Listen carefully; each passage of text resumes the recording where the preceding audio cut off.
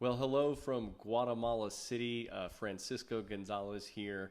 I've now been here for about, oh gosh, 12 days. It's hard to believe it. 12 days already have gone by, but in some ways, it almost feels like a month. That's kind of the crazy thing sometimes when you're traveling somewhere or maybe living somewhere an extended period of time, like I'm doing in Guatemala.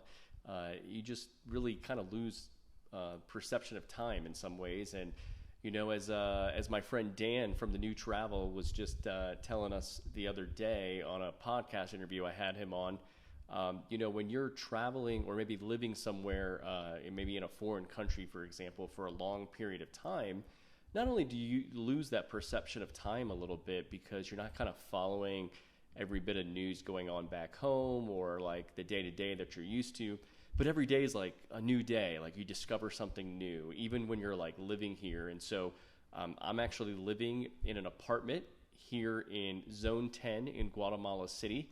I guess how I got here to this apartment was I reached out to my friend Jorge, who I knew from Florida. I met him a few years ago, and he's originally from Venezuela, and he's actually back living now. And back last fall, I said, "Hey, Jorge, I'm looking at maybe going to Guatemala City." I know he was familiar with the university, Universidad Francisco Marroquin, where I'm teaching classes at, and I thought, well, maybe he'd just be excited about it. And then he said, I've actually got a friend, Francisco, who's from Guatemala. He was actually my roommate at the school that we both went to, FAU, and I went there about a good 15 years before Jorge went there, probably.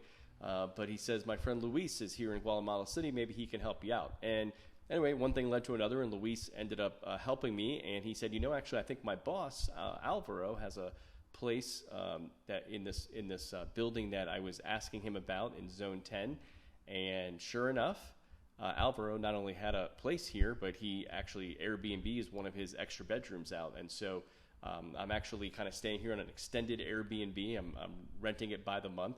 But I'm in Zone 10, and one of the things I've observed a lot here in Guatemala City, just kind of walking around a little bit and taking some maybe short Uber rides once in a while, is just a very vibrant city and a lot of construction going on.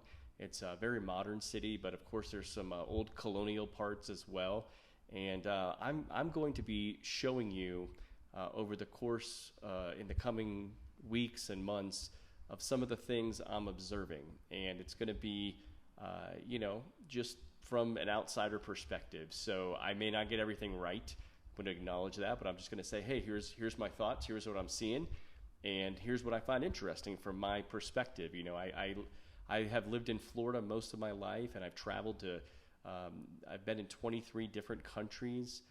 I've gone to 47 states in the United States. So I've been around a little bit. I've been to Guatemala once before in May of 2019, but it was only for 4 days, and it was to visit a friend of mine, my friend Kyle, who was living here for about 9 months, and Kyle gave me a ton of great advice before coming here. So I'm going to give you my sense of what I'm observing in Guatemala. Obviously, I'm living in Guatemala City, which is the capital city. It's also the largest city in Central America. And of course, when we say Central America, I don't include Mexico in that because I include Mexico in North America, and Mexico is obviously a very large country.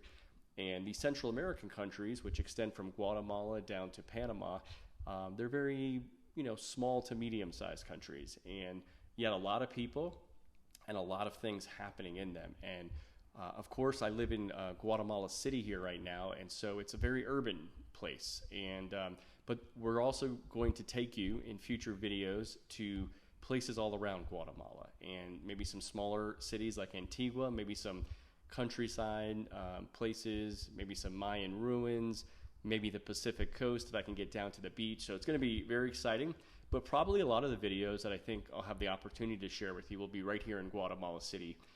Guatemala City is split into many, many zones, at least 18 by my last count. Maybe there's more. And I'm in Zone 10, and I just was in Zone 14 earlier this morning where I went to church, and I just walked around. There was a cigar lounge I went to yesterday, and those were only 10 to 20-minute walks from me. So as you can tell, you can cross over many different zones here pretty quickly. Why am I here in Guatemala City? Well, I decided to leave my employer my full-time job and start a new entrepreneurial community that I'm going to start online first. And I thought maybe I can go somewhere where it's a lot less expensive to live because I'm not going to be getting a steady paycheck right now. And I thought of Guatemala because I was here 2 years ago and I remember things being very inexpensive: housing, food, getting around, things like that. Then I also found an opportunity to teach here at the Universidad Francisco Medarquin, where I'm teaching classes on entrepreneurship and innovation, which go really well with my podcast, Agents of Innovation. In addition, I'm writing a book, and I thought this would be a great place to kind of get out of my normal day-to-day in Florida and maybe start making some headway on that book. And so anyway, I've made some progress in the last 12 days on laying some groundwork for the business I'm going to start, as well as the book I'm writing. And I've also begun teaching some classes, which has been really exciting to teach college students here in Guatemala. Luckily, they all speak English, but I'm also working on my Spanish here. So my plan is to be here through the end of 2021. That would make me, be here about 8 or 9 months. And I'll have probably 2 short stays back in Florida about once every 3 months. I'm on a tourist visa here in Guatemala City, so you can only be in the country for about 90 days before they start imposing some fines on you. With any time though between 90 days, you just have to leave the country for 24 hours. So I'll probably go back to Florida for maybe a week at a time, 2 different times this year. So my friends back in Florida, my family, you'll see me if you get the opportunity. But it's been an enjoyable time here getting to know Guatemala in these first 12 days, and I'm looking forward to show you some of the images and some of the experiences I'm having here, and maybe even some of the people I'm meeting. And it's gonna be a fun time. So I hope you stay along for my fearless journey in Guatemala and my fearless journey and this entrepreneurial venture as well. So thank you so much for listening, and I hope to see you soon.